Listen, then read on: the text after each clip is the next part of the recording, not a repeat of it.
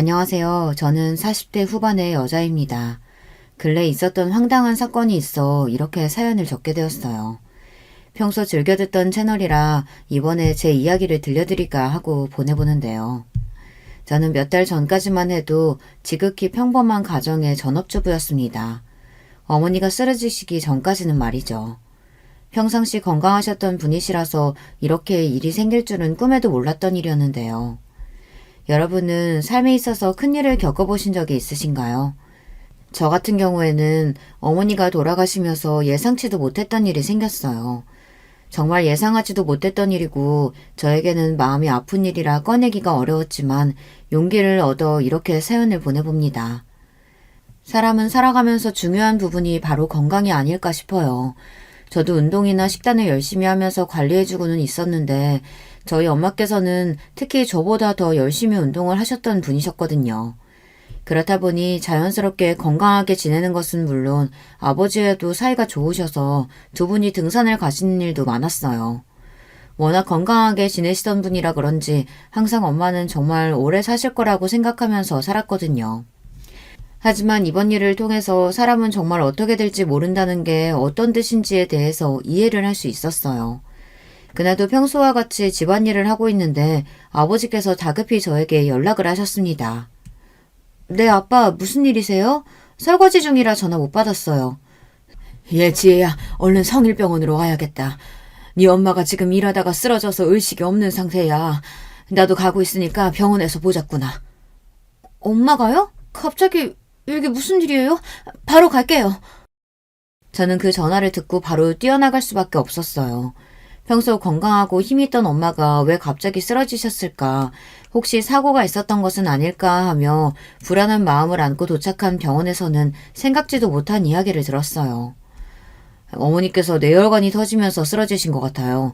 지금으로서는 가망이 있는 상태는 아니셔서 가족분들이 마음의 준비를 하시는 게 좋을 것 같아요.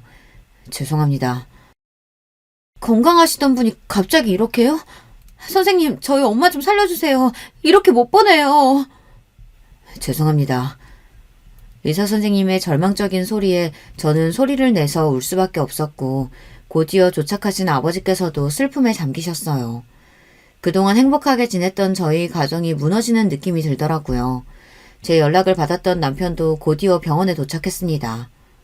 장인어른, 여보, 이게 무슨 일이야? 장모님이 쓰러지셨다니. 여보, 어떡하지? 나 엄마 없으면 안 되는데. 의사 말로는 가망이 없대. 어떡해? 너무 무서워. 내가 있잖아. 걱정하지 말고 일단 밥부터 챙겨 먹고 힘이 있어야 옆을 지켜드리지. 밥 먹어도 힘 없어. 엄마가 저러고 계시는데 어떻게 밥이 들어가? 당신이 어떤 말 하는지 잘 알아. 근데 말했잖아. 당신이 힘이 있어야 하는 거라고. 간호하려면 여보도 신경을 써야지. 남편의 말에 저도 동의를 하고 식당에 가서 천천히 밥을 먹었어요. 밥이 코로 들어가는지 목으로 넘어가는 것인지 모를 기분으로 식사를 마치고 간병인이 한 명밖에 되지 않는다고 해서 아버지와 번갈아가며 간호를 시작했습니다. 쉽지 않은 일이었지만 그래도 엄마를 위해서라면 시간을 내서 간호를 해드릴 수 있었어요. 남편도 이해를 해주었고 저도 지치긴 했지만 희망을 놓고 싶지는 않았던 마음이 더 컸던 것 같아요. 한동안 제가 힘들게 간호를 하며 엄마가 회복하실 거라고 믿으면서 희망을 놓지 않고 있었거든요. 엄마가 워낙 건강하시기도 했고 무엇보다 제가 갑작스러운 이런 일을 겪으면서 왜 뇌출혈이 생겼을까라는 생각이 들었어요. 다양한 원인들이 있었지만 평소 혈압이 높으셨던 분들이 갑자기 이렇게 쓰러지시면서 안 좋아지는 경우가 꽤 있더라고요.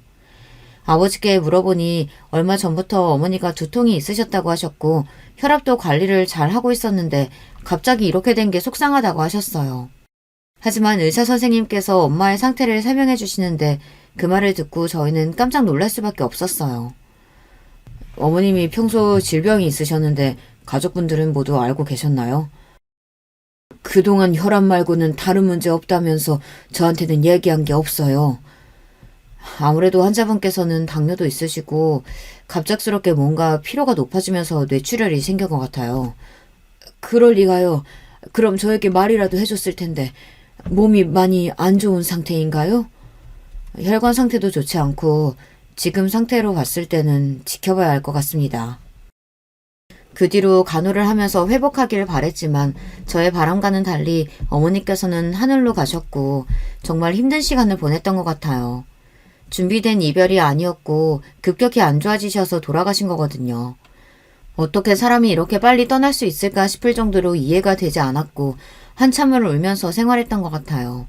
가장 가까운 사람이 돌아가신 적이 없었던 터라 이 허망한 감정을 잠재울 수 있는 방법이 없었어요.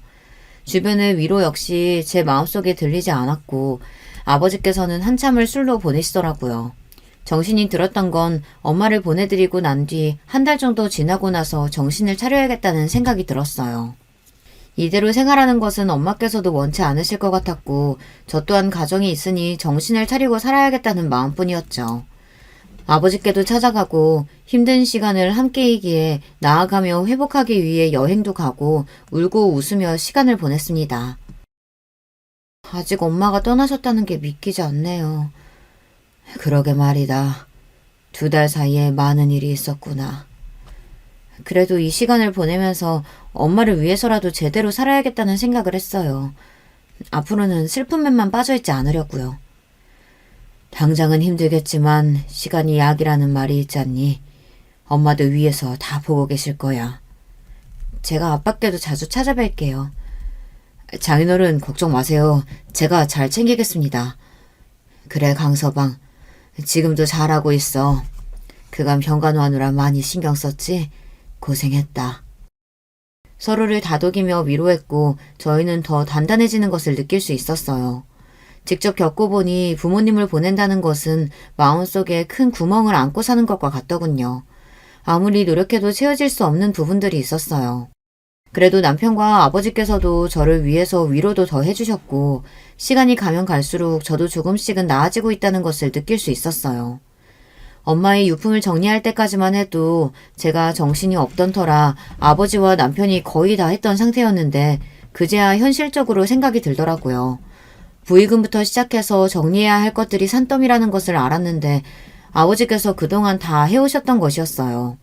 옷도 태우시고 정리를 할 부분들도 다 하셔서 나중에는 제가 할 것이 없더라고요. 죄송한 마음도 들고 40년이 넘는 세월 동안 함께한 세월을 마음 정리할 시간도 없이 아버지께서는 제가 신경을 못 쓰고 있을 때 혼자 다 감당하고 계셨어요. 이제라도 정신을 차려야겠다는 생각에 앞으로에 대한 아버지의 이야기를 듣고 싶었어요. 평소 저희 엄마께서는 주변을 챙기기를 정말 좋아하시던 분이셨는데요. 그렇다 보니 이번에 장례식장에도 찾아오시는 분들이 많았거든요. 다 같이 슬퍼해 주시고 이게 무슨 일이냐면서 허망하다고 말씀하시기도 했어요. 그만큼 부의금도 많이 들어왔는데 장례 비용을 제외한 금액 중에서 아버지께서 일정 부분을 기부하고 싶으신 마음도 있으신 것 같더라고요.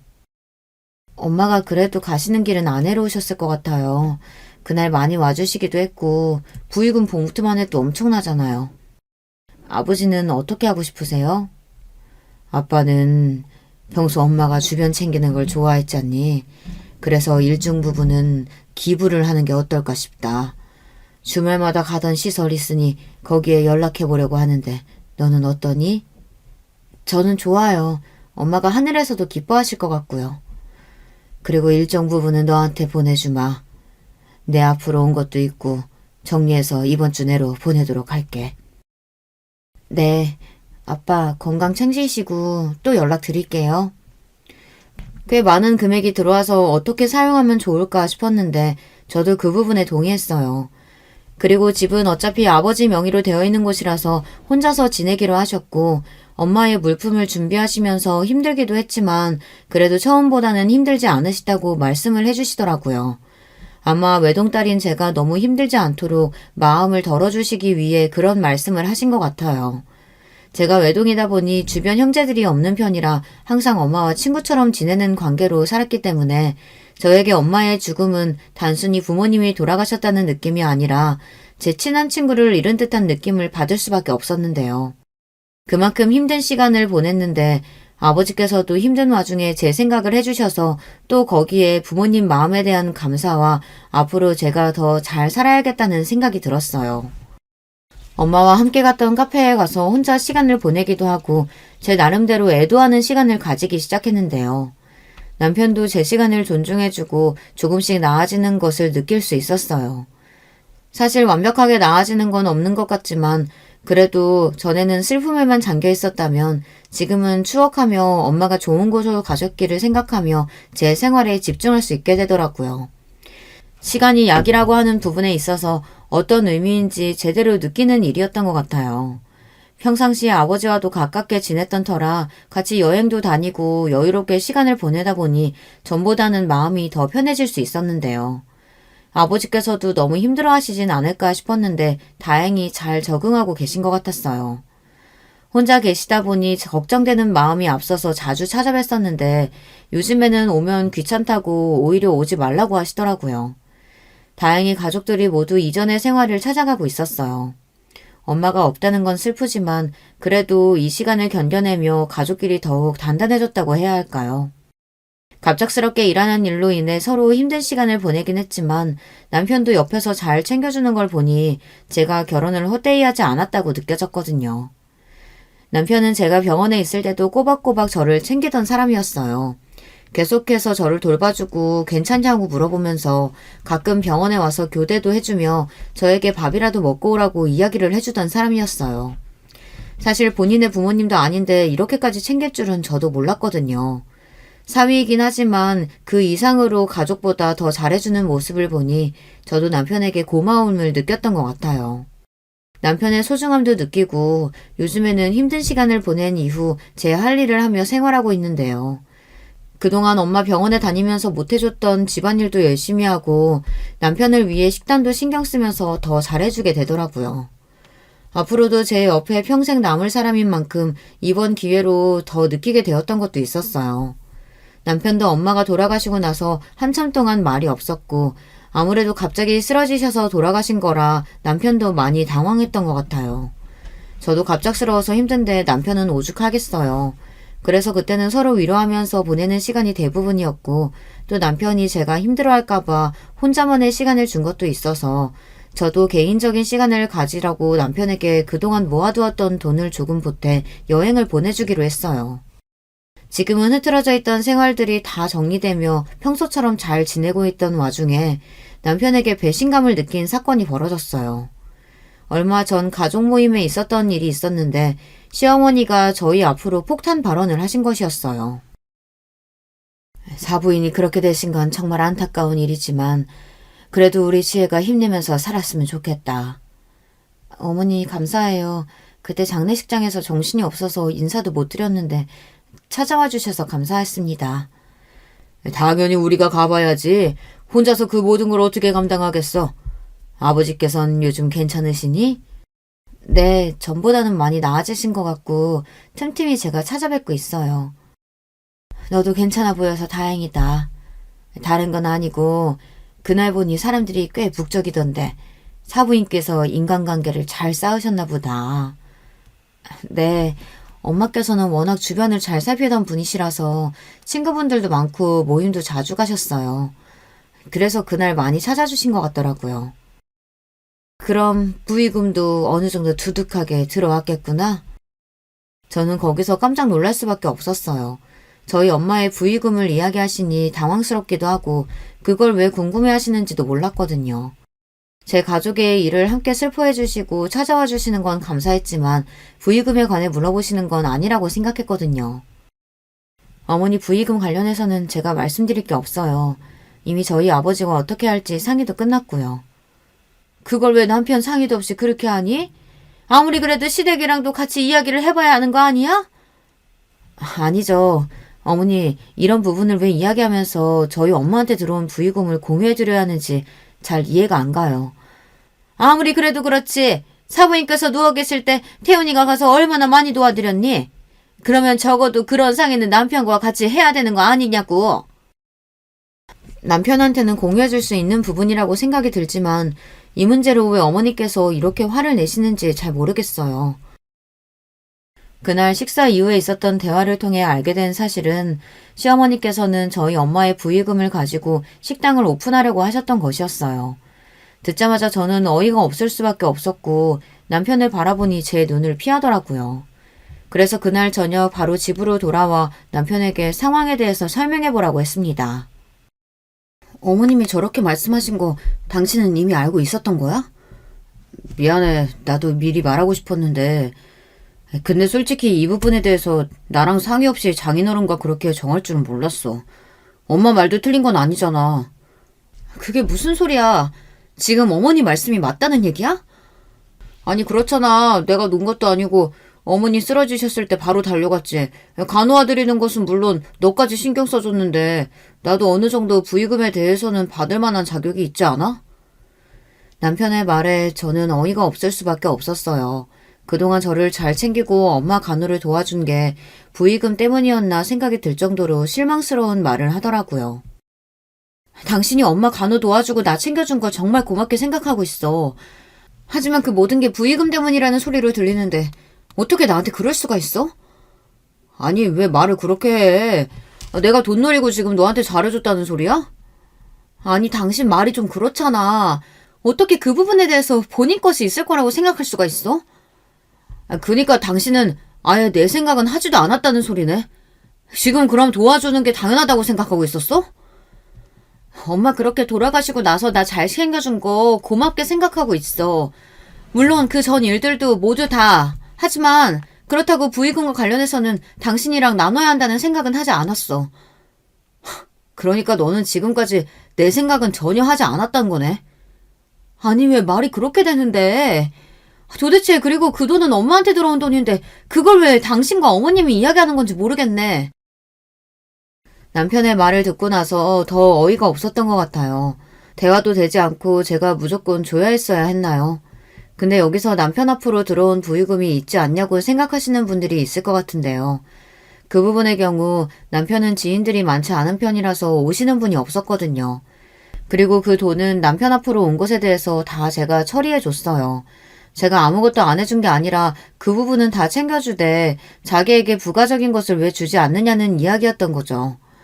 이걸 듣고 나서 제가 알던 남편이 맞나 싶을 정도로 이상했어요.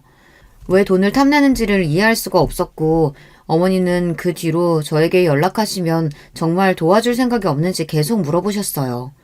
사실 제가 도와드릴 수 있는 부분은 맞지만 엄마의 부의금으로 그렇게 쓰는 게 맞는지 잘 모르겠더라고요. 그리고 이미 아버지와 얘기를 끝냈을 때 일정 부분은 비상금으로 남겨두고 일정 부분은 기부를 하기로 이미 말이 끝났거든요. 이 부분에 대해서 말씀을 드리니까 시부모님은 정말 난리가 났습니다. 정말 그 돈을 네가 다 가질 셈이니? 가족끼리 돕고 살아야지. 시어머니가 그동안 해보고 싶었던 일 좀 해보겠다는데 도와줄 수 있는 거 아니냐? 어머니, 이미 그 부분은 아버지와 예전에 말이 다 끝났고요. 지금 와서 저희가 결정을 바꿀 수는 없어요. 어머니, 그 돈은 오로지 저의 돈이 아니에요. 그리고 엄마가 평소에 봉사하시던 곳에 기부까지 마친 상태고요. 뭐? 기부? 그 돈을 왜 아무도 알지 못하는 사람들한테 기부해? 제정신이니? 시부모를 도와줄 생각을 해야지. 그거를 다른 사람들한테 왜 주냐고. 네가 그렇게 도와준다고 해서 그 사람들이 알아주기나 한다니? 엄마가 예전부터 다니시던 곳에 기부한 것뿐이에요. 그리고 엄마가 원하실 것 같고요. 주기적으로 계속 공사하셨던 곳이기도 하고 예전부터 저한테 기부에 대한 생각이 계속 있다고 말씀을 하셨던 분이세요. 그리고 그 부분은 저희 아버지와 얘기해서 끝난 부분인데 그걸 왜 어머니가 지금 열을 내세요? 열을 낸 게 아니고 어이가 없어서 그러지. 가족이 도와달라고 할 때는 모른 척 하더니 네가 너무 괘씸해서 그런 거야. 제가 마냥 외면한 것도 아니고 저한테 도와달라고 말씀을 하신 게 엄마 부의금인 거 가지고 도와달라고 말씀하신 거잖아요. 그건 안 된다고요, 어머니. 그럼 그 돈 말고 네가 나한테 큰 돈으로 도와줄 수 있는 돈이 있긴 한 거야? 그런 것도 아니잖아. 요즘 보험도 잘 들어놓으면 사망보험금이 잘 나온다는데 그 정도면 꽤 두둑하게 주머니 채워졌을 거 아니냐고. 어머니 지금 무슨 말씀하시는 거예요? 저한테 지금 사망보험금까지 말씀하시는 거예요? 지금 상 치른 지 3개월도 되지 않은 저한테 그게 하실 말씀이신가요? 내가 못할 말 한 것도 아니고 가족끼리 도와줄 수도 있는 거 아니니? 그리고 이 돈은 아버지의 노후도 생각하고 있어 제 나름대로 계획을 세워둔 상태였거든요. 시어머니께서 그렇게 말씀하실 줄도 몰랐고 시댁 식구들에게 이 돈을 보태야 되는 이유도 전 전혀 모르고 있었기 때문에 당연히 생각을 안 하고 있던 부분이었는데 당황스러울 수밖에 없었어요. 그리고 필요하다고 해도 저런 식으로 사망보험금을 언급하며 말을 하는 게 맞나요? 그리고 남편의 말을 듣고는 제가 알던 사람이 맞나 싶을 정도로 사람이 어떻게 그렇게 계산을 할 수가 있지라는 생각이 먼저 들었던 것 같아요. 저는 이 일을 끝으로 남편이랑 이혼하기로 마음을 먹었습니다. 남편의 말에 충격을 받기도 했고 그동안 남편이 저한테 했던 행동들이 모두 가식적으로 느껴지기 시작했거든요. 저한테 조금만 잘해줘도 돈을 받으려고 일부러 저러는 거라고 생각하고 또 제 앞에서 시어머니 편만 드니까 도저히 같이 살 수가 없겠다는 생각이 들었어요. 물론 보육음을 좋은 곳에 사용할 수도 있죠. 저희의 미래를 위해서라든지 쓸 방법들이 있는데 그게 왜 시댁 식구들한테 가야 하는지 저만 이해가 할 수 없는 부분인가요? 시어머니는 계속해서 연락이 와서 도와달라고 말씀하시고 남편은 오히려 은행보다는 낫다고 이야기하는 게 더 정이 떨어질 수밖에 없었어요. 이런 부분들을 사실 아버지와 상의하기에도 혹시라도 상처받으시진 않을까 걱정이 되었거든요. 근데 혼자 감당하기에는 너무 큰 사건인 것 같아 아버지에게 이야기할 수밖에 없었어요. 아빠, 오랜만에 연락드리는데 이런 말씀 드려서 죄송해요. 자꾸만 시어머니께서 가게에 대한 생각이 있으시다고 저한테 돈을 해달라고 하는데 부의금으로 달라고 하시네요. 너희 시댁 식구들은 급해도 그렇지 어떻게 부의금을... 저는 시댁 식구들한테까지 부의금을 어떻게 사용할지에 대해 이야기를 해야 할지 몰랐어요. 그래서 당황스럽고 남편까지 도와드리는 게 맞다는 식으로 말을 하니까 더 헷갈려요. 도와드릴 수는 있겠지만 그걸 지금 이야기한다는 게 난 이해가 가지 않는구나. 몇 년이 지나서도 아니고 당장 49제가 지나기도 전에 그런 얘기를 꺼내시는 건 아닌 것 같아. 아직도 엄마가 옆에 계신 것 같은데 시댁 식구들이 저렇게 말하니까 괜히 더 속상해지네요. 아빠 말대로 시간이 지나서 어느 정도 정리가 되었을 때 저희에게 도와달라고 이야기를 하셨다면 그때는 모르겠어요. 마음 정리도 어느 정도 되었을 거고 좋은 일에 쓰인다면 기쁜 마음이겠지만 지금 제가 생각하는 문제는 아직 충분한 애도 기간이 지나지 않았음에도 불구하고 부의금을 언급하면서 말씀하신다는 게 저는 이해가 전혀 가지 않았거든요.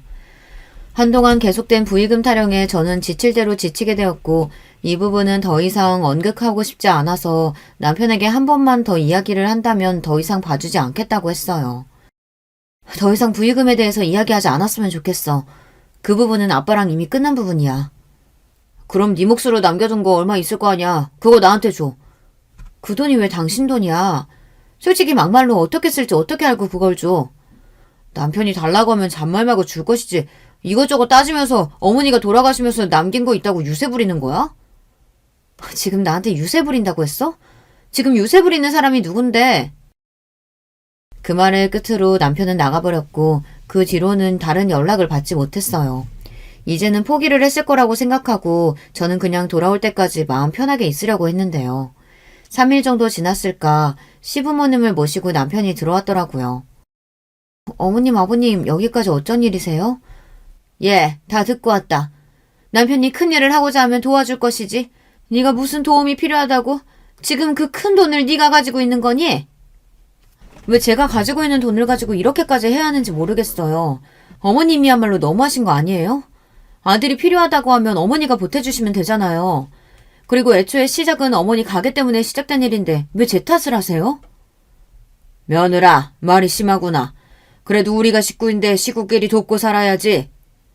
어느 식구가 부의금을 탐내면서 달라고 이야기해요. 애초에 처음 이야기 꺼냈을 때부터 잘못된 거 아니었나요? 어디서 빠락빠락 대들기나 하고? 그러니까 네가 곱게 줬으면 이렇게까지 마음 상할 일 없었을 거 아니야? 그래, 여보가 잘못했지. 솔직히 어머니 아버지가 이렇게까지 너한테 말씀드리는데 도와드리는 게 맞지 않아? 너도 이제 필요 없으니까 당장 나가. 아무리 말해도 말도 안 통하는 걸 보니 짐승이나 다름없구나. 죄송한데 두 분 다 나가주세요. 당신 아들 이대로 반품시키라니까. 어머 아들, 너 지금 내 아들 친 거야? 어? 미쳤어? 더 이상 참을 수 없어서 뺨을 올리고 남편에게 이야기를 하니 저를 죽일 듯이 노려보던 남편은 어쩜 나한테 이럴 수 있냐며 소리를 치더라고요. 시어머니는 충격을 받으신 것 같았고 곧이어 저를 잡으려고 달려드시는 걸 아버님이 막으셨어요. 돈 하나 때문에 이렇게까지 될 수 있다는 것도 충격적이고 이미 있는 정 없는 정까지 다 떨어졌는데 같이 살 이유는 더더욱 없었어요. 야, 이혼? 하려면 해. 그 대신 자산 반반 나눠서 정확히 계산해서 나눠.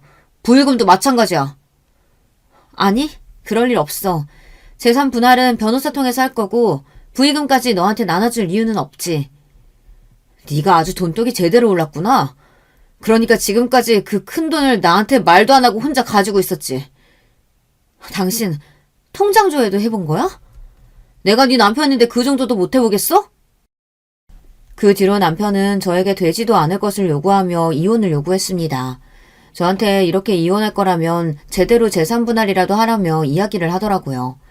미안하다는 말 한마디 없이 제가 뭘 잘못했는지 모른다면서 오히려 화를 내며 본인의 가족들이 잘못한 건 없다는 것을 어필했어요.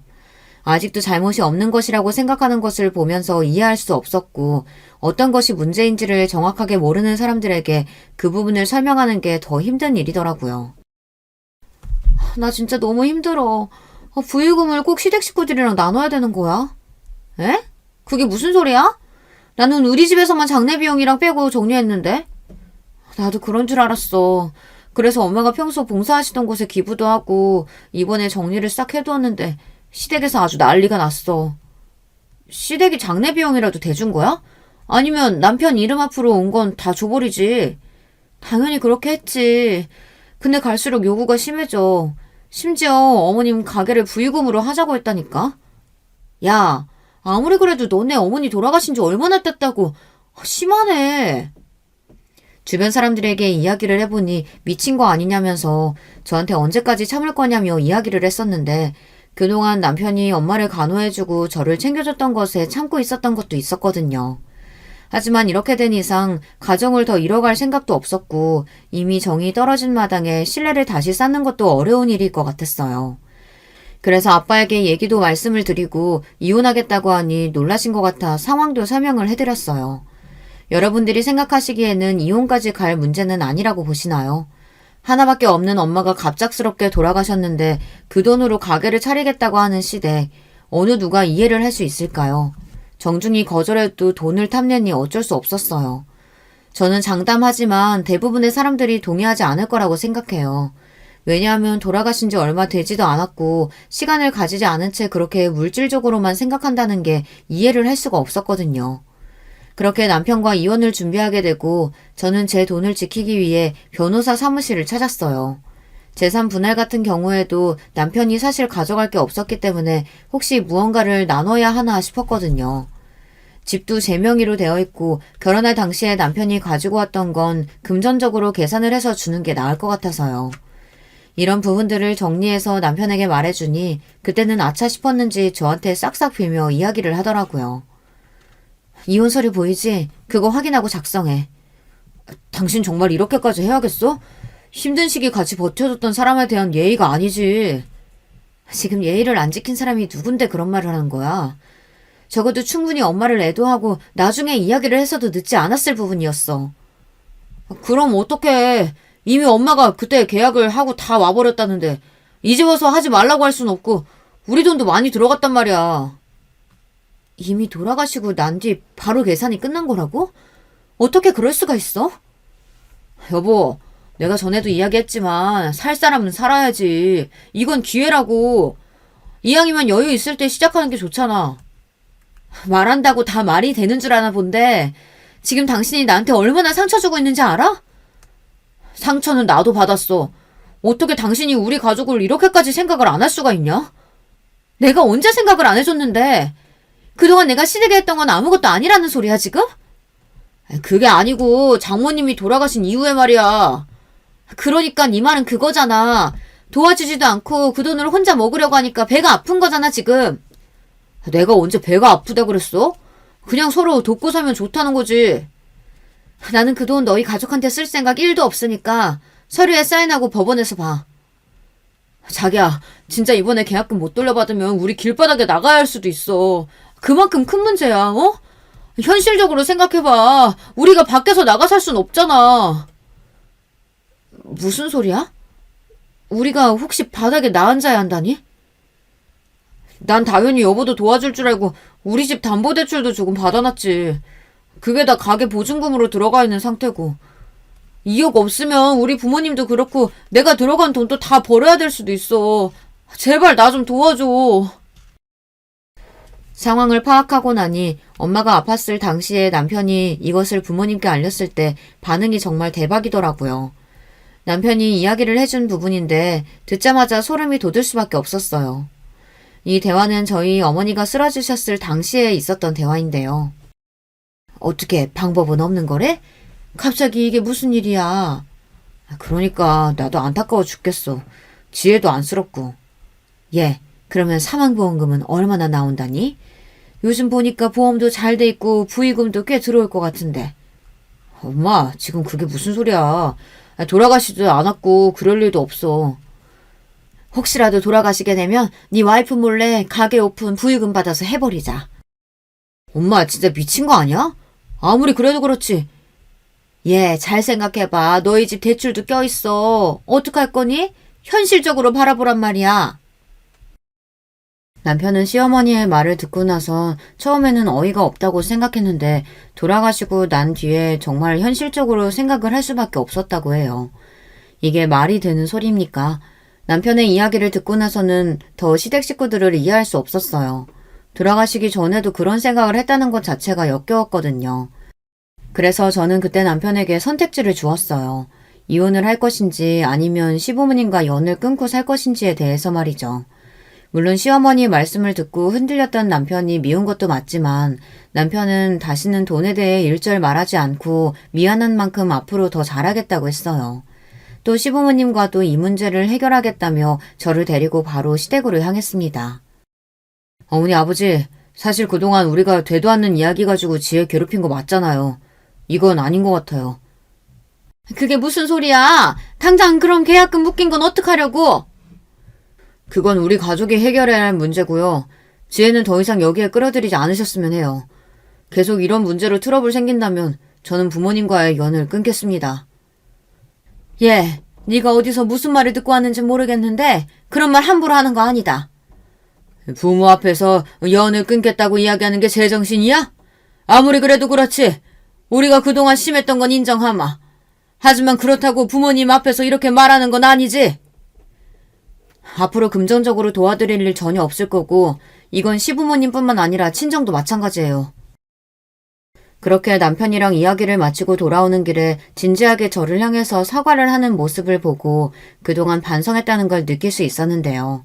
자기가 잠시 돌았던 것 같다고 정말 미안하다고 이야기하는 남편을 보니 저도 모르게 마음이 풀렸던 것 같아요.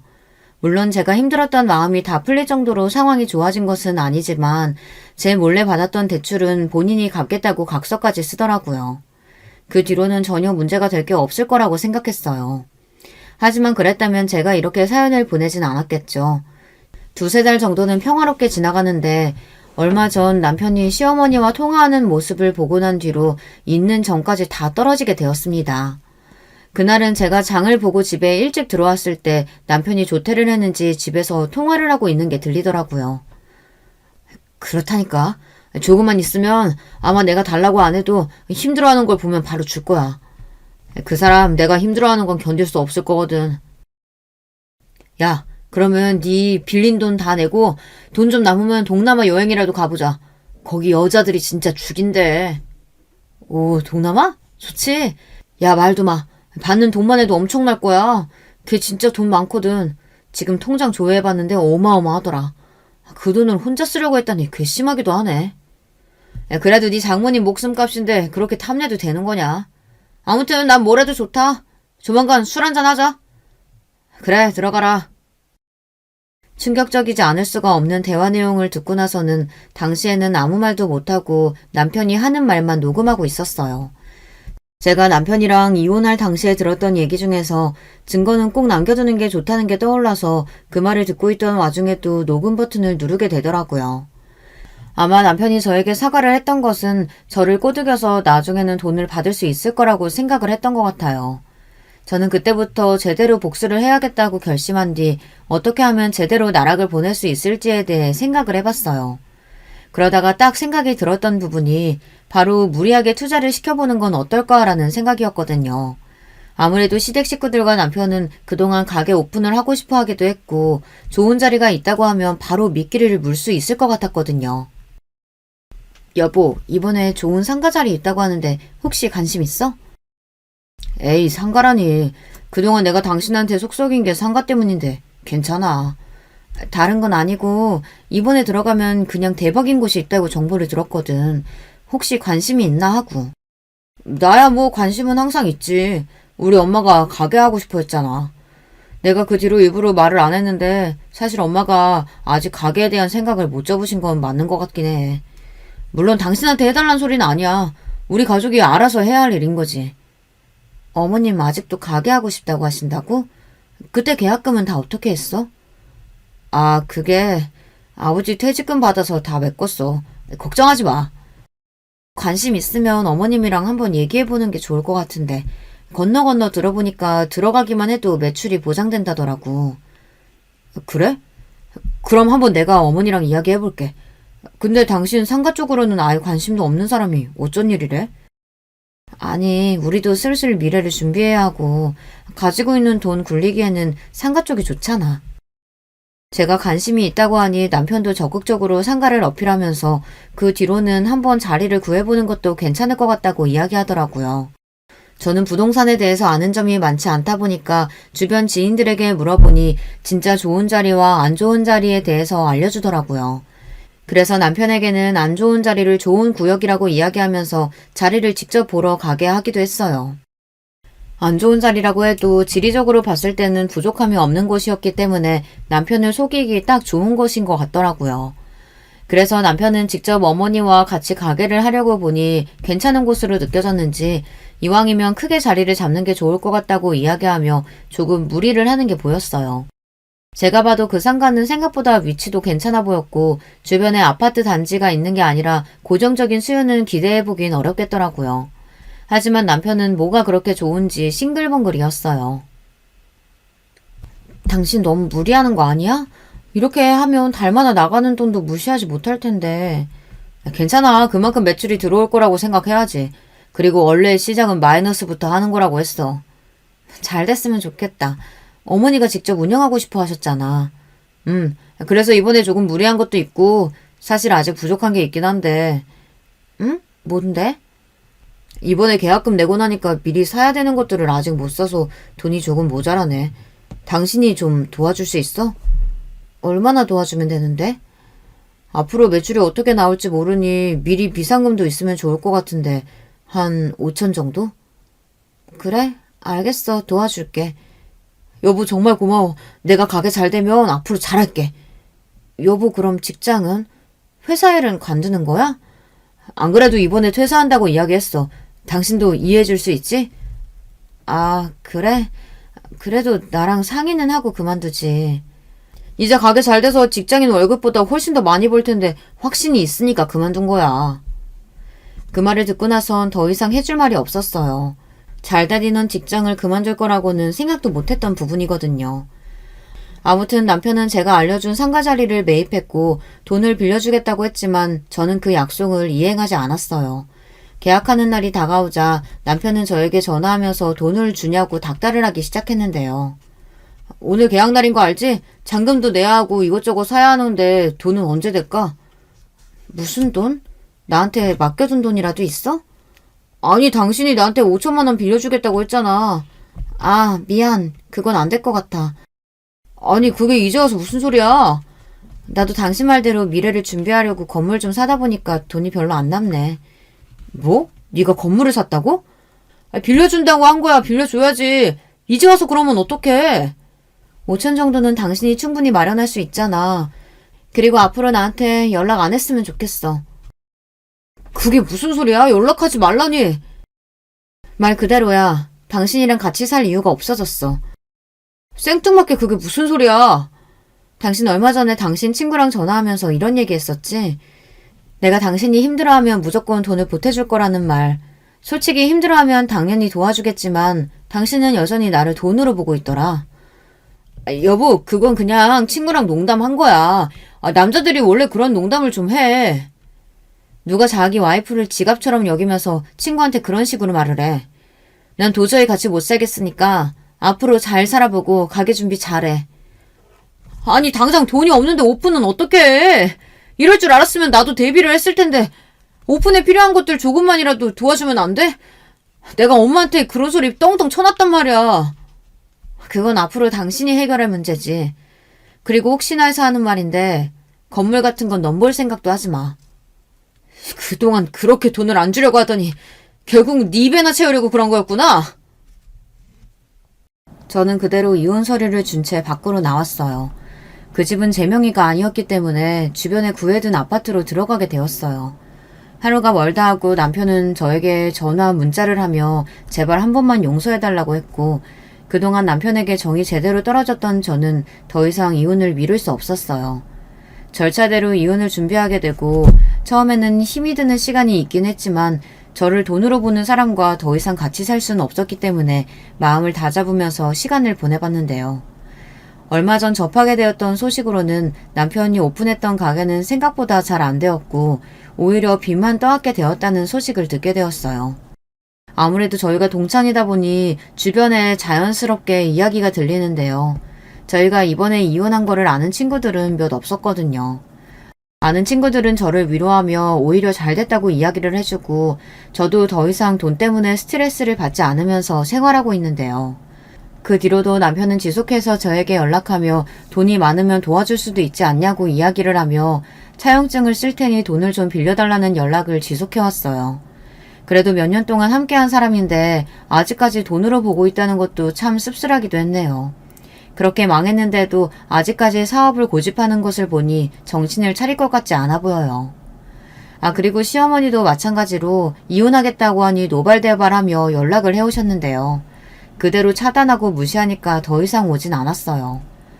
엄마 부의금으로 들어온 돈을 가게를 구하는 데 쓰려고 하셨다는 것도 이미 정이 떨어지는데 그동안 잘해주셨던 것도 아니라서 쉽게 마음을 정리할 수 있었네요. 가장 가까운 사람이 그렇게까지 저에게 상처를 줄지는 몰랐는데 이번에 엄마가 돌아가시고 난 뒤로 정말 믿을 만한 사람이 없다고 느낄 수밖에 없었는데요. 가장 가까웠던 시댁 식구들도 남편도 결국에는 저의 돈을 노리고 잘해준 거라는 것밖에 생각되지 않더라고요. 아버지께도 이런 사실을 말씀드리니까 처음엔 놀라셨지만 제가 상처를 더 받는 것보단 빨리 정리를 하는 게 낫다고 이야기를 해주셨어요. 요즘에는 제가 매입을 했던 건물은 오히려 잘 돼서 전보다 여유가 더 생기게 되었는데요. 이러한 소식이 남편 귀에 들어갔는지 한 번은 저에게 장문의 메시지가 도착하기도 했어요. 하지만 이미 그때는 제가 정리를 다 한 상태였고 더 이상 흔들릴 일도 없었기 때문에 더 이상 연락을 하지 않고 잘 살았으면 좋겠다고 답장을 전했거든요. 그 뒤로는 더 이상 연락은 오지 않고 있어요. 저의 결혼 생활은 여기서 끝이 났지만 그래도 후회하지 않아요. 엄마가 제 앞으로 남겨주었던 돈을 지킬 수 있었고 또 저를 진심으로 생각해주는 사람을 거를 수 있는 계기가 되기도 했어요. 일생일대 큰 일을 겪으면서 힘든 시간을 보낸 뒤로는 저만을 위한 시간을 가지면서 이전보다 더 여유롭게 생활을 즐기고 있는데요. 아버지도 그렇고 저도 봉사도 다니면서 오히려 남한테 베풀면서 사는 삶을 살고 있는데요. 남편도 사실 그렇게 저를 이용하려는 마음을 먹지 않았다면 자연스럽게 제가 도와줄 수도 있었을 텐데 그 부분이 참 안타깝기도 해요. 부의금을 본인의 돈으로 쓰려고 했던 시댁으로부터 벗어나니까 이제야 마음이 놓이네요. 안녕하세요. 저는 서울 사는 30대 여자입니다. 어렸을 때부터 제 소원이 아무 걱정 없이 사는 거였는데 그게 그렇게 힘들더라고요. 아직 젊은 나이인 제 인생이 어찌나 다사다난한지 모르겠어요. 그래도 살면서 이제 이거보다 더 힘든 일을 겪지는 않을 것 같습니다. 그러고 싶지도 않고요. 그럼 제 사연 바로 시작할게요. 여러분 학창시절에 엄마 없는 친구가 있으셨나요? 흔히 아빠 없는 것은 티가 나지 않아도 엄마 없는 사람은 티가 난다고 하잖아요. 저는 그 말이 아직도 들으면 울컥할 정도로 트라우마가 심한 편입니다. 차라리 엄마가 그냥 돌아가셨으면 그렇게 상처가 되지 않았을 텐데 저희 엄만 저를 버리고 떠났거든요. 이 모든 일은 제가 초등학교 때 일어났습니다. 사실 초등학교 저학년 때까진 우리 집은 매우 평범했어요. 부모님과 외동인 저는 셋이 살았는데 그렇게 불행한 기억은 없습니다. 엄마는 집에서 주부로 계셨고 아빠는 밖에서 공사장에서 일꾼으로 일하셨어요. 몸쓰는 일을 하다 보니 아빠는 항상 쉬는 날이면 집에 누워 계셨습니다. 학교 갔다 왔을 때 아빠가 집에 있으면 방해되지 않으려고 조용히 했던 기억이 나요. 그래도 아빠는 엄마와 저한테 나름 다정하셨습니다. 일하느라 바쁘고 몸이 자주 아팠을 뿐 다른 문제는 전혀 없었어요. 물론 아직 어렸던 저라 자세히는 알지 못했어도 제 앞에서 두 분이 싸우거나 그러진 않았습니다. 그러다 사건이 일어난 것은 제가 초등학교 4학년 때였습니다. 학교에 갔다 왔는데 집에 아무도 없었어요. 보통 같으면 엄마가 집에 있는데 그날은 없었습니다. 잠깐 어디 가셨나 보다 생각하고 혼자 간식을 먹고 있었죠. 그런데 엄마가 저녁이 되도록 들어오지 않았어요. 대신 집으로 친구 현주 어머니가 오셨습니다.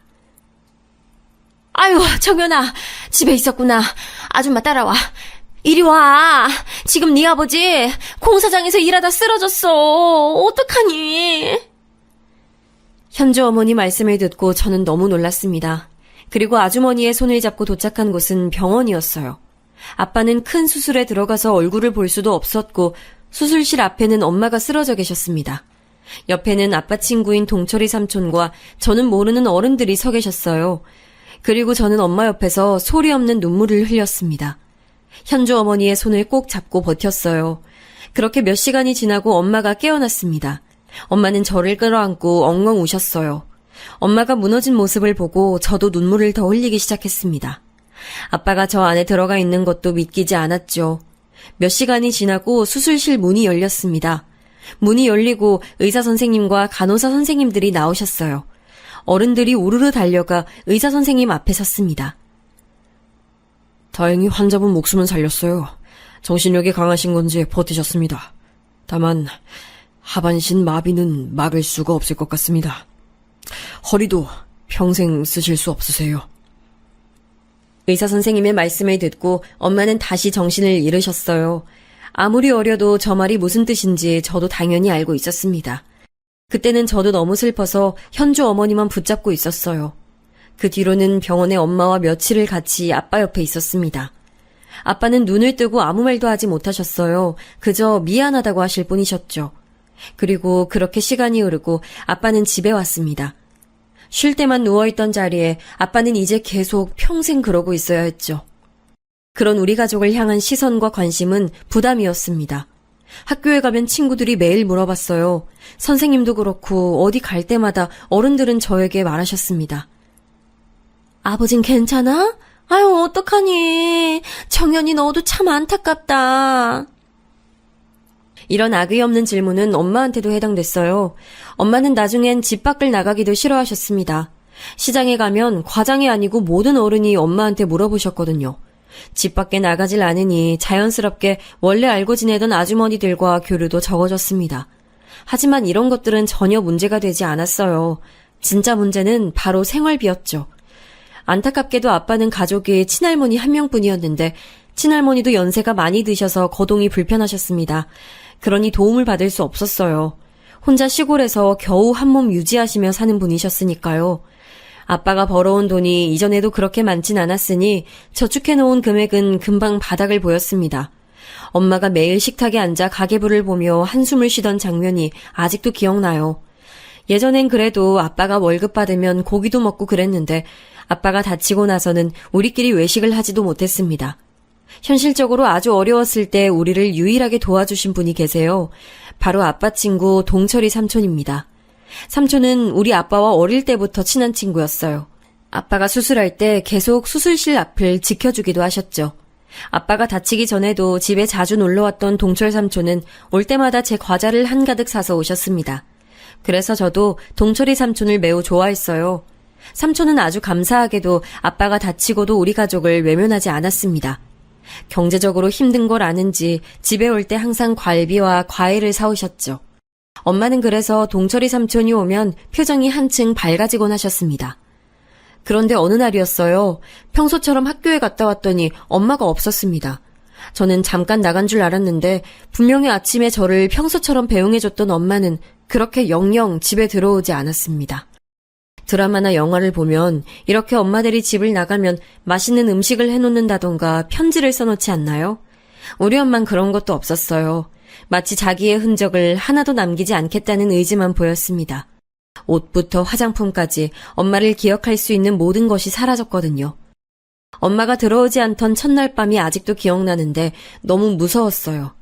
결국 밤이 되어 울면서 밖에 나가 엄마를 찾는데 어른들이 그런 저를 보고 무슨 일이 있냐고 물으셨죠. 엄마를 찾아달라 하고 제가 믿을 수 있던 어른인 현주 어머니를 찾아가 엉엉 울었습니다. 아주머니와 현주는 저와 같이 동네를 뒤지며 엄마를 찾았는데 전혀 찾을 수 없었어요. 처음에는 엄마한테 무슨 일이 생긴 줄 알고 목 놓아 엄마를 기다렸습니다. 그런데 그런 것도 얼마 가지 않았어요. 며칠 뒤 제가 밖에 나가면 어른들은 대놓고 저를 앞에 두고 말했습니다. 아유, 너희 엄마 그 아빠 친구랑 바람났다며. 아유, 어쩐지 다친 친구 집에 하도 자주 가더라. 그럴 줄 알았지. 애 아빠랑 애만 불쌍해. 그러니까 말이야. 아무리 그래도 애는 데리고 가야지. 누워만 있는 애비를 두고 나가면 애는 어째? 아유, 불쌍해서. 심장이 쿵쾅거리고 호흡이 거칠어졌어요. 현주는 그런 저를 데리고 자기 집으로 갔습니다. 아직도 현주와 현주 어머니에게 제가 잘하는 이유가 바로 이때 겪었던 일들 때문입니다. 현주 어머니는 제가 울자 저를 꼭 안아주셨어요. 저는 저런 소문을 믿고 싶지 않았습니다. 그저 소문이라고 생각하고 싶었어요. 그런데 동철이 삼촌은 엄마가 사라진 뒤 우리 집에 방문하지 않았습니다. 또 둘을 봤다는 사람이 한둘이 아니었어요. 그러다 보니 그 소문은 사실이라는 것을 알게 됐습니다. 그 뒤로는 너무 힘든 나날이 지속됐어요. 엄마는 결국 동철이 삼촌과 바람이 나서 도망갔다는 게 사실이었죠. 야, 너희 엄마 도망갔다며? 그럼 너랑 아빠는 어떡해? 너네 아빠 다쳐서 일도 못하잖아. 근데 진짜로 도망간 거야? 그만해. 정연이한테 왜 그래? 너희 더 그러면 선생님께 이를 거야. 고마워, 현주야. 저를 놀리던 친구들을 막아준 유일한 친구는 현주였습니다. 현주네 가족들은 저와 아빠를 살뜰히 챙겨주셨어요. 현주 어머니는 저에게 밥을 먹고 가라며 항상 저녁마다 불러주셨습니다. 그러면서 아버지 가져다 드리라고 반찬을 항상 손에 쥐어주셨어요. 덕분에 굶지 않고 살 수 있었습니다. 아빠가 전혀 몸을 움직일 수 없으니 집안 살림은 다 제 몫이었어요. 어렸던 저는 그때부터 빨래며 청소며 혼자 다 하기 시작했습니다. 당연히 서툴렀고 잘하지 못했어요. 그래서 친구들에게 놀림도 많이 받았습니다. 빨래가 제대로 되지 않아 항상 꼬질꼬질하게 다녔죠. 현주 어머니가 저한테 세탁기 작동법이나 기본적인 살림에 대한 정보를 알려주셨습니다. 그래도 혼자 어린 초등학생이 집안 살림을 한다는 것은 당연히 부족했어요. 제가 학교 갔다 와서 걸레로 바닥을 닦고 있으면 아빠는 고개를 돌리고 쳐다보셨습니다. 아빠는 말은 더듬어도 하고 싶은 말은 다 하실 수 있었어요. 미안해. 아빠가 미안해. 오빠, 난 괜찮아. 아빠가 아프거나 걱정하는 게 나는 더 싫어. 가끔은 아빠가 눈물을 흘리기도 했습니다. 그러면 저는 그런 아빠에게 다가가서 눈물을 닦아줬어요. 그리고 속으로 꼭 성공해야지 생각했습니다. 처음엔 엄마가 다시 돌아올 줄 알았어요. 그래서 엄마가 다시 온다면 내가 이렇게 집안 살림 잘하고 있다는 것을 보여줘야지 생각했습니다. 하지만 엄마는 그 뒤로 정말 단 한 번도 집에 오지 않았어요. 몰래 보고 갔을 수도 있겠지만 적어도 제 앞에 모습을 드러낸 적이 없습니다. 그래서 고등학교에 입학하고는 엄마에 대한 마음이 그리움보다 원망의 마음으로 바뀌었어요. 아무리 현주 아주머니가 저와 아빠를 챙겨주셔도 한계가 있었습니다. 수입이 전혀 없으니 나중에는 살던 집에서도 쫓겨났어요. 현준에도 잘 사는 집은 아니라 금전적으로 도움을 줄 수는 없었습니다. 진짜 아무도 저를 도와주는 사람이 없었어요. 그 냉혹한 현실을 저는 미성년자 때 깨닫게 됐습니다. 결국 급한 대로 저라도 밖에 나가서 돈을 벌기 시작했죠. 중학생 때는 신문 배달로 돈을 벌었습니다. 꼭두 새벽부터 일어나서 온 동네 신문과 우유를 배달했죠. 우리 집 사정을 알던 사장님이 제가 안쓰럽다고 남는 우유를 주시기도 하셨어요. 그래서 그 우유를 아빠와 나눠 먹고 현준의 집에도 많이 가져다 줬습니다. 고등학교 때는 동네에 있던 돈가스 식당에서 아르바이트를 시작했어요. 학교 끝나고 바로 식당으로 가서 마감할 때까지 일했습니다. 너무 힘들었는데 그러지 않으면 수도세나 전기세를 낼 수도 없었어요. 제가 일해야 아빠도 기본적인 생활을 할 수 있었습니다. 그러다 보니 제 머릿속에는 꼭 학교에 다녀야 하나 근본적인 의문이 생겼어요. 학교에 가지 않으면 그 시간 동안 일할 수 있으니까요. 당장 생계가 힘들고 돈이 없으니 학교에 다니지 않는 것이 낫다는 판단이 들었습니다. 그래서 담임 선생님을 찾아가서 말했어요. 선생님, 저 자퇴할게요. 아버지가 아프셔서 움직이질 못하세요. 제가 돈을 벌어야 살 수 있어요. 정연아, 선생님이 이번 학비는 내줄게. 그래도 학교는 다니자. 선생님은 정말 감사하게도 당신께서 제 학비를 내주신다고 하셨어요. 하지만 저는 이미 마음이 확고했기 때문에 선생님의 감사한 제안을 거절했습니다. 너무 감사했고 죄송했지만 저는 살아야 했으니까요. 그렇게 자퇴하고 저는 오전에는 동네 빵집에 가서 일하기 시작했습니다. 다행히 우리 집은 사연이 이미 동네에 다 퍼져 있는 상태였어요. 그래서 제가 자퇴까지 했다고 하니까 사장님은 흔쾌히 저를 직원으로 고용하셨습니다. 사실 일하면서 서러웠던 점도 참 많았어요. 손님들도 동네 주민들이 대부분이니 저를 당연히 알아보셨습니다. 차라리 어른들은 괜찮았어요. 저를 동정어린 시선으로 바라보니 안쓰럽다고 하는 분들도 계셨습니다. 물론 달가운 시선은 아니었지만 그래도 제가 힘들었던 것은 어른들이 아니고 또래였어요. 헐, 정연아, 너 학교 안 가고 이제 여기서 일해? 어쩐지 학교에서 안 보이더라. 나 이제 학교 안 다녀. 그렇게 됐어. 이거 다 합쳐서 5,000원이야. 학교 가기 전에 빵집에 들러 빵을 사는 친구들을 보며 가슴이 아팠죠. 만약 엄마가 저를 버리고 가지 않았다면 저도 저렇게 교복을 입고 친구들과 학교에 다닐 수 있었겠죠. 하지만 현실은 차가웠고 저는 돈을 벌어야 했습니다. 실제로 제가 학교를 그만두고 빵집에서 일하며 예전처럼 고지서가 쌓이거나 전기가 끊기는 일은 발생하지 않았어요. 옷이 없어서 한두 벌을 번갈아 입었는데 이제 그러지 않아도 됐죠. 그동안 몇 년을 저와 아빠의 밥을 책임지신 현주 어머니께도 조금이지만 보답할 수 있었습니다. 물론 현주 어머니는 끝까지 거절하셨어요. 현주는 학교가 끝나면 일부러 저를 보러 돈가스 가게에 오기도 했습니다. 그런 현주가 얼마나 고마웠는지 몰라요. 그렇게 저는 성인이 됐고 대학은 당연히 가지 않았습니다. 고등학교를 자퇴하고 검정고시는 봐서 졸업장은 가질 수 있었어요. 대학에 다닐 바엔 그냥 동네에서 평생 일하며 아빠를 먹여 살려야 한다고 생각했습니다. 그런데 현주가 제게 진지하게 말했어요. 대학을 졸업하고 직업을 가지면 네가 더 좋은 환경에서 더 높은 월급 받을 수 있지 않을까? 난 그렇게 생각해. 정연아, 공부해서 대학을 가자. 학비를 낼 돈이 없는데 어떡해? 나는 진짜 공부하는 시간도 사치라고 생각해. 장학금 제도가 있잖아. 좋은 대학에 가서 인문학을 공부하라는 게 아니야. 취업에 도움되는 전공들이 분명히 있잖아. 그걸 차근차근 알아보자. 고마운 현주의 말을 듣고 저는 일하던 가게의 사장님들에게 얘기를 꺼냈어요. 그리고 아빠하고도 많은 얘기를 나눴습니다. 그러다 문득 머릿속으로 생각이 들었어요. 제가 만약 간호사가 된다면 아빠를 더 잘 돌볼 수 있을 거란 생각이요. 왜 그동안 그 생각을 하지 못했지 하며 저는 바로 공부를 시작했습니다. 새벽엔 우유와 신문 배달, 오전엔 빵집, 저녁엔 돈가스 가게, 그리고 밤에는 대학 입학을 위해 열심히 공부했어요. 지금 말하면 도저히 못할 것 같네요. 하지만 그때는 너무 절박했고 그게 답이라고 생각했습니다. 돈을 벌긴 해도 사실 많은 돈은 받을 수 없었어요. 학교에 다니지 않았으니 당연히 공부는 어려웠습니다. 중학생 때도 학교에 가서 조느라 바빴거든요. 새벽부터 일어나야 했으니 잠이 항상 부족했죠. 제가 공부를 잘하는 편도 아니었으니까요. 그래서 무작정 다 외우기 시작했습니다. 다 암기하려고 했고 남들이 보면 무식하다고 할 정도로 공부했어요. 그 결과 저는 어느 대학의 간호학과에 장학생으로 입학하게 됐습니다. 저는 애초에 장학생이 아니라면 입학할 마음이 없었어요. 그래서 낮은 대학을 일부러 지원하기도 했습니다. 그런데 다행히 제가 원하던 학교에 장학생으로 입학할 수 있었어요. 그 소식을 확인하고 너무 기뻐서 아빠에게 달려가 소식을 알렸습니다. 아빠도 누워서 눈물을 흘리셨죠. 그렇게 시작된 대학 생활은 사실 즐기진 못했습니다. 저는 무조건 장학금을 받아야 했거든요. 그래서 수업이 끝나면 도서관에 달려가서 공부했어요. 그리고 남는 시간엔 아르바이트하며 돈을 벌었습니다. 친구를 사귀지도 못했어요.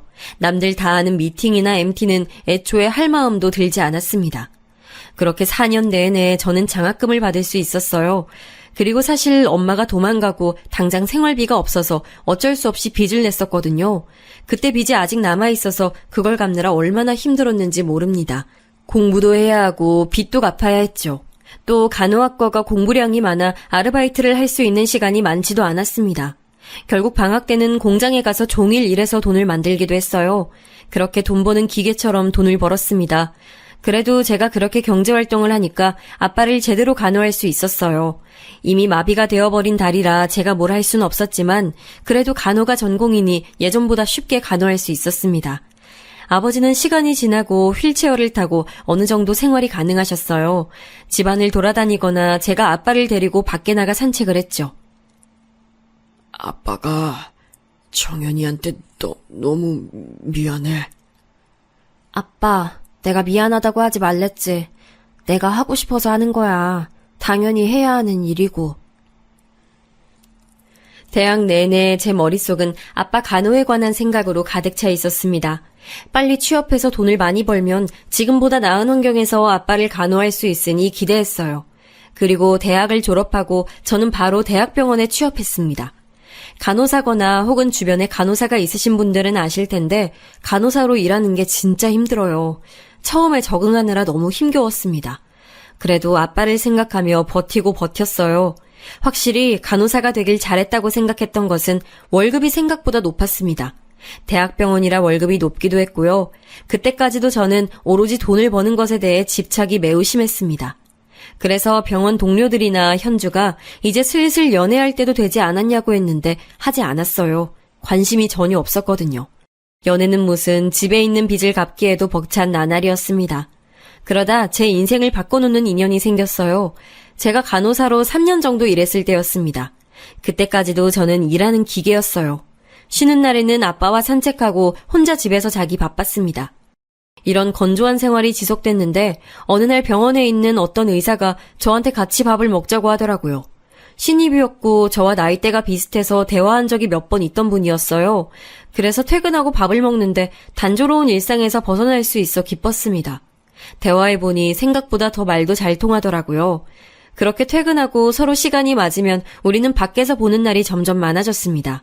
서로 연락도 자주 하고 병원에서도 얼굴을 자주 봤어요. 그렇게 저는 첫 번째자 마지막 연애를 시작했습니다.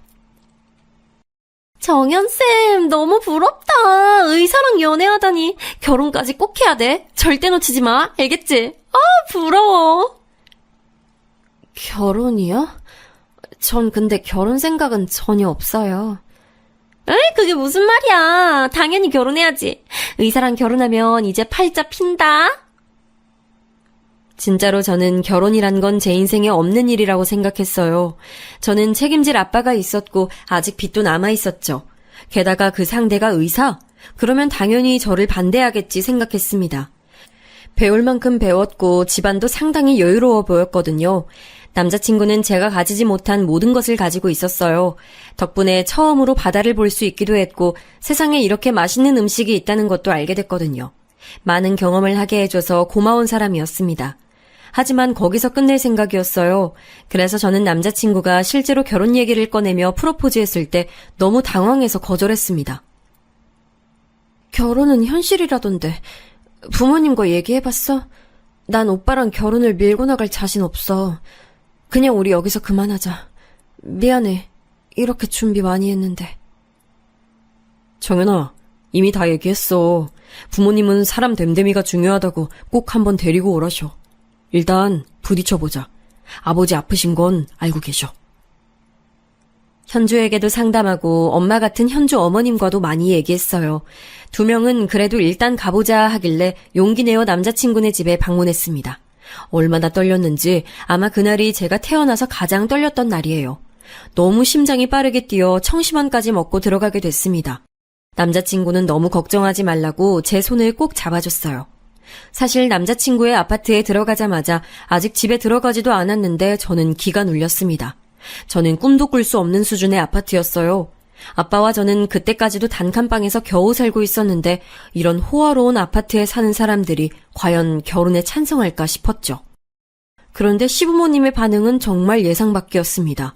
너무 반갑게 맞아주셨고 제가 부담되는 게 느껴지셨는지 말도 계속 걸어주셨어요.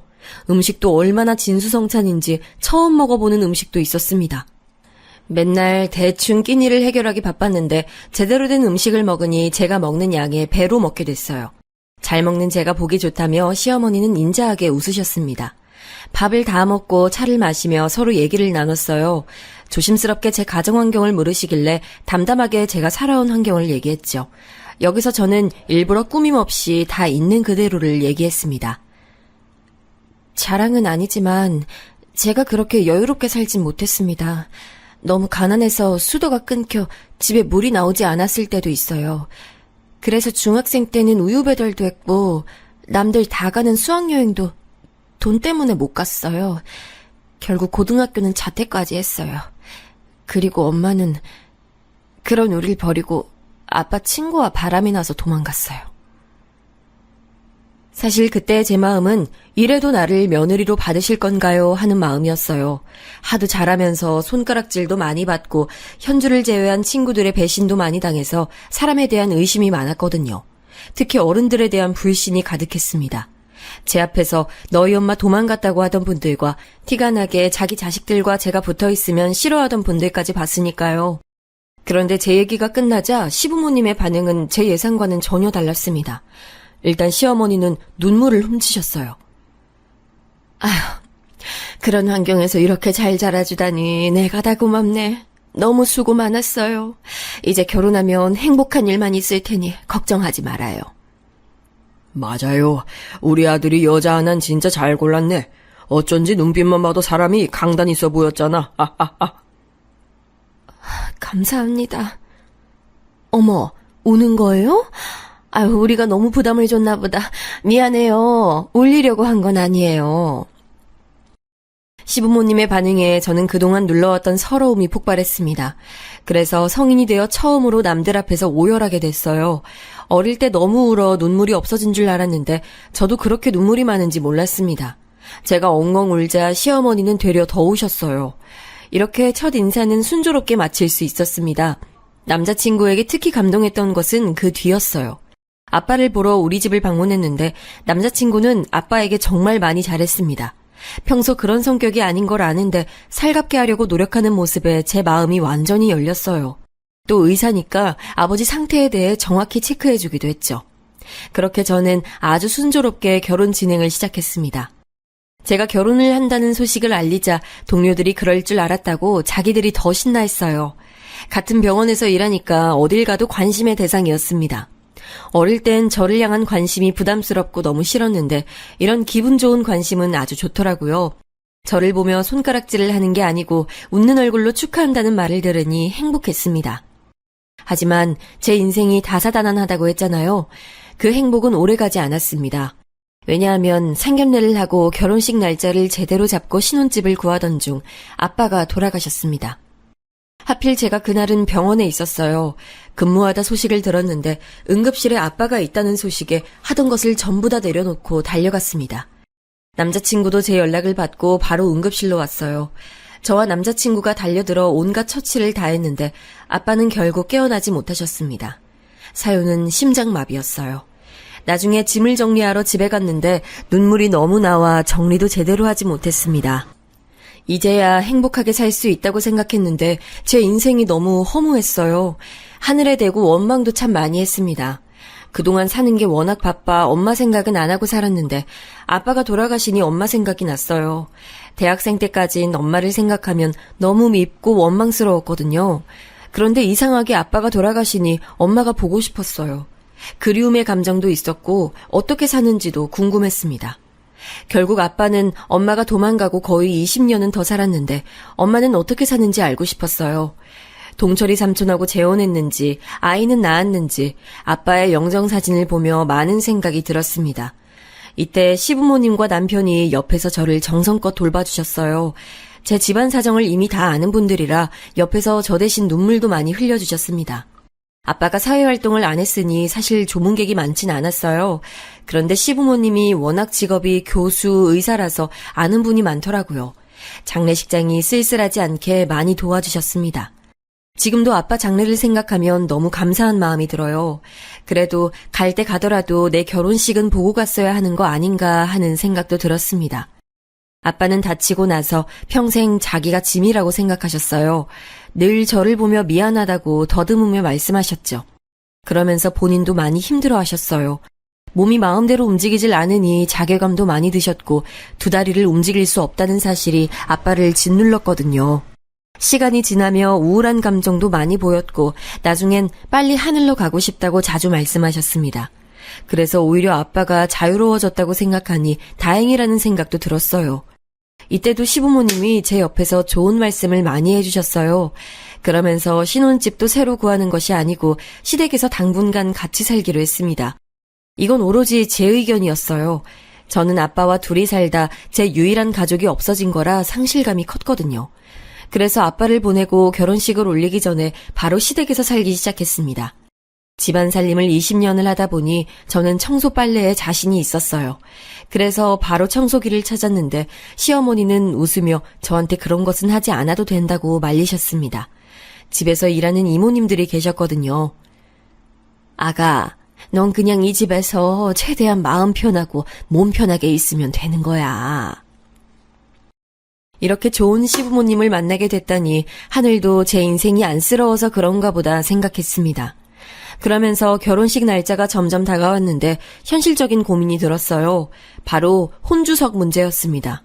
엄마는 도망가서 연락이 끊긴 지 오래였고 아빠는 돌아가셨으니 제 혼주석은 공석이었어요. 제가 무슨 친척이 있는 것도 아니었고 이걸 어떡하지 걱정스러웠습니다. 그런데 문득 머리에 드는 생각이 있었는데 현주 어머님이었어요. 저한테 실질적으로 세상을 알려주고 이렇게 살 수 있게 해준 분이 현주 어머님이잖아요. 현주 아버지도 저를 보면 항상 입가에 미소를 지으시며 따뜻하게 맞아주셨습니다. 그래서 현주에게 얘기를 꺼냈더니 본인이 더 좋아하더라고요. 그러면서 이미 자기는 결혼했으니 상관없다고 자기 부모님을 혼주석에 앉히라고 말했습니다. 그래서 쉬는 날에 현주 집을 방문해서 진지하게 얘기했어요. 그래서 아주머니랑 아저씨가 제 혼주석에 앉아주셨으면 해요. 이런 부탁 드려서 죄송해요. 어머 정연아 죄송하긴 우린 영광이지. 어렸던 우리 정연이가 언제 이렇게 커서 결혼까지 하니. 아줌마 너무 감동이야. 그래, 우리 현주도 현주지만 정연이가 결혼한다니 아저씨 감회가 새롭다.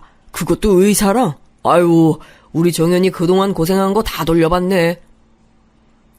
너무나도 따뜻하게 제 제안을 받아주신 현주 부모님 반응에 저는 또 눈물이 났습니다. 결혼 준비를 하며 참 많이 울게 되더라고요. 시부모님도 제 얘기를 듣더니 너무 좋아하셨어요. 그렇게 순조롭게 결혼 준비가 드디어 되나 싶었습니다. 하지만 제 인생이 그렇듯 결혼식 올리기 정말 딱 3주 전에 사건이 발생했어요. 혼주석 문제로 현주 어머니와 저는 연락을 더 하고 있었습니다. 평소에도 워낙 자주 하긴 했는데 결혼식 전에는 확실히 어른과 할 말이 많더라고요. 그런데 현주 어머니가 갑자기 저에게 할 말이 있다며 병원까지 오셨습니다. 갑자기 이렇게 찾아오실 분이 전혀 아닌데 생각하며 내려갔더니 저는 믿을 수 없는 말을 듣게 됐습니다. 정연아, 아줌마 말 침착하게 잘 들어. 너희 엄마가 나를 찾아왔어. 20년 만에 본 거라 아줌마도 너무 놀랐어. 일단 아무한테도 얘기 안 했고 너만 알고 있어. 엄마가 널 보고 싶어 해. 네? 그게 무슨... 아줌마도 너무 놀랐어. 이게 무슨 일이니? 일단 얘기를 들어봐. 너무 놀라서 저는 커피잔을 든 채로 굳었습니다. 엄마가? 나를? 믿을 수가 없었어요. 그것도 지금. 도대체 그동안 뭐를 하고 살다가 지금 와서 나를 찾지 하는 생각이 들더라고요. 반가움과 괘씸함, 그리고 그리움과 설레는 마음 등 아주 복합적인 감정이 들었습니다. 마냥 기쁘거나 싫지 않았어요. 그때 제 감정을 설명하기엔 너무 많은 감정이 함축돼 있었습니다. 제가 아무 말도 하지 못하고 그냥 가만히 있으니까 현주 아줌마는 저에게 조용히 말씀하셨죠. 사실 나도 당황했는데 그래도 친엄마니까 아줌마가 생각했을 때 친엄마를 두고 혼주석에 앉을 수는 없을 것 같아. 서운하게 생각지 말고, 응? 아줌마는 정연이 너 마음이 편하길 바래. 지금 아버지도 안 계시니까 일단 한번 둘이 만나보는 거 어때? 네, 일단 저도 엄마 한번 만나보고 결정할게요. 혹시 연락처 받으신 거 있으세요? 그렇게 저는 엄마의 번호가 담긴 쪽지를 받았습니다. 그리고 바로 연락하진 못했어요. 20년의 세월이 지났으니 사실 엄마 얼굴과 목소리도 제대로 기억나지 않았거든요. 아버지 돌아가시고 확실히 엄마를 보고 싶은 마음이 들긴 했으니 용기 내어 연락했습니다. 엄마는 뛸 듯이 기뻐하며 전화기 너머로 오열하기 시작했어요. 엄마가 너무 미안해. 우리 애기 그동안 고생 많았어. 엄마 잘못이야. 엄마 미워해. 너무 미안해. 엄마, 내가 널 두고 가서 얼마나 후회했나 몰라. 후회하고 또 후회했어. 미안해. 미안해. 하지만 저는 엄마의 우는 소리를 듣고도 슬픈 감정에 들진 않았습니다. 일단 얼굴을 보고 얘기하고 싶었어요. 그래서 날짜를 잡고 병원 앞 카페로 엄마를 불러냈습니다. 너무 오랜만에 보는 거라 과연 제가 엄마 얼굴을 기억할지 걱정됐어요. 하지만 그런 걱정은 할 필요가 없었습니다. 엄마가 카페 문을 열고 들어오자마자 저는 엄마인 걸 한눈에 알았거든요. 엄마 역시 저를 알아봤는지 오열하며 달려왔습니다. 제 앞에서 엉엉 울며 미안하다고 하는데 주위 사람들이 다 쳐다봐도 아랑곳하지 않았어요. 그리고 저도 통화랑은 달리 실제로 엄마를 보니 눈물이 멈추질 않았습니다. 그리움의 감정도 있었고 원망의 감정도 당연히 남아있었어요. 주마등처럼 엄마가 도망간 날부터 그 뒤로 힘들게 살았던 모든 날이 기억나기 시작했습니다. 그동안 제 앞에 나타나질 않았으니 원망조차 할 수 없었는데 이제 그 대상이 나타났으니 서러움의 감정이 더 북받쳐 오르기 시작했죠. 그래서 그렇게 동철 씨랑 도망가고 부산에 정착했어. 그런데 몰랐는데 동철 씨가 진짜 사람이 별로더라고. 그래도 꾹 참고 버텼지. 남편하고 애까지 버려두고 나왔으니 버텨야지. 근데 도저히 안 되겠더라. 그래서 결국 또 도망쳤어. 그러다 지금 남편 만났어. 엄마가 그렇게 나 버리고 가고 내가 어떻게 살았는지 알아? 나 진짜 힘들었어. 죽을 만큼 힘들었어. 지금 남편하고는 아이가 있어? 또 눈물이 나오려고 하네. 지금 그 애가 좀 아파. 그래서 병원 다니고 있어. 내가 널 버린 죄로 이렇게 벌을 받나 봐. 미안해, 정연아.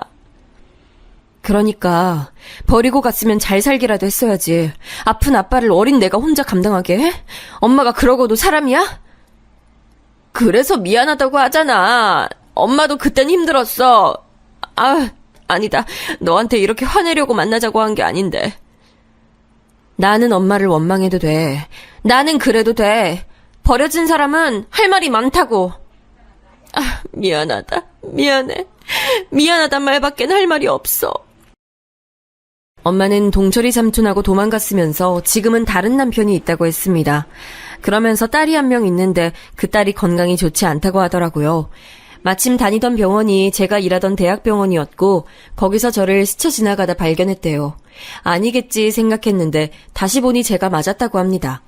다시 찾아갔을 땐 제가 없었고 결국 예전에 살던 동네에 찾아갔대요.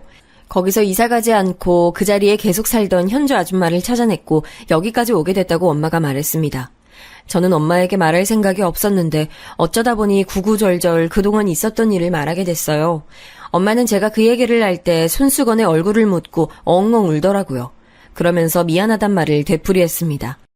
아직 원망의 감정도 당연히 컸지만 엄마도 엄마 인생을 살려고 하다 여기까지 온 거잖아요. 잘 살아보려고 노력했을 텐데 씁쓸했어요. 정연아, 엄마가 진짜 염치 없는 거 아는데 엄마가 혼주자리 앉으면 안 될까? 갑자기 나타나서 너한테 이런 부탁해서 미안해. 하지만 엄마 욕심이야. 그래도 내 새끼 혼주석엔 앉고 싶어. 엄마의 우는 소리를 들으니 확실히 마음이 약해졌습니다. 하지만 그동안의 세월이 있으니 또 바로 그렇게 하자는 답도 나오지 않았어요.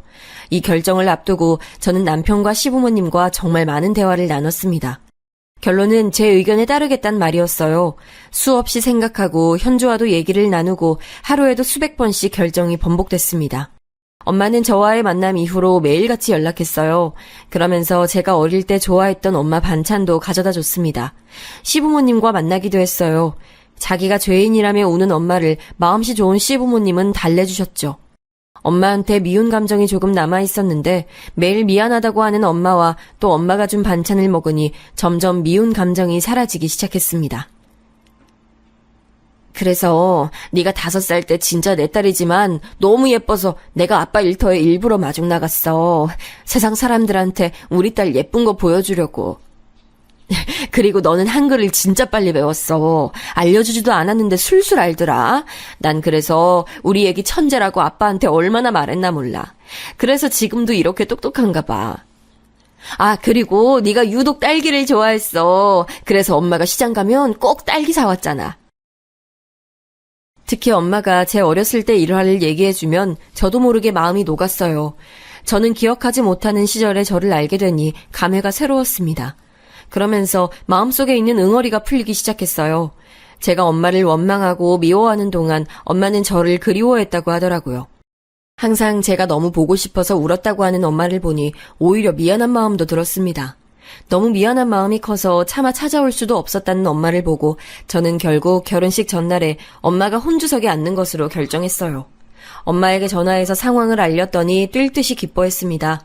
그러면서 저한테 고마운 마음과 미안한 마음에 자기가 할 수 있는 것은 다 해주겠다고 했어요. 정연아, 엄마가 진짜 고마워. 이 은혜 평생 잊지 않을 거야. 그리고 엄마는 이제 우리 딸 절대 안 떠나. 우리 남은 인생 서로 옆에서 보듬어주며 살자. 엄마의 말에 저는 희망찬 미래를 그리기 시작했습니다. 하지만 그건 엄청난 제 착각이라는 것을 알게 됐어요. 지금부터가 제 사연의 절정입니다. 결혼식이 다가오며 저는 아주 바빠지기 시작했어요. 청첩장을 돌리기도 하고 결혼식 때 준비할 게 많아 머리가 아팠습니다. 그래서 정신이 하나도 없었어요. 그래도 엄마가 살뜰히 옆에서 챙겨줘 고맙더라고요. 그날은 엄마와 저녁을 같이 먹기로 약속했던 날이었습니다. 결혼식이 이틀 남은 날이었어요.